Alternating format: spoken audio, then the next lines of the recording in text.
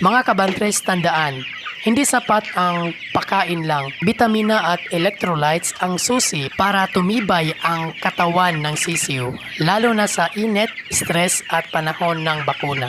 Part 5. Tips at paalala sa pagbabakuna. Para sa safe at effective na pagbabakuna, tandaan ito. Huwag bakunahan ang may sakit o stress na sisiw. Gawin sa umaga o hapon, hindi mainit. Linisin ang lahat ng gamit. Gumamit ng record book para sa bakuna. Itapon ng maayos ang mga ginamit. At dahil umabot kayo sa last part ng video, narito na po ang bonus aking sinasabi. Mayroon po tayong free vaccination chart download. Para mas madali mong masundan ang tamang schedule, meron akong free printable vaccination chart para sa inyo. I-download mo lang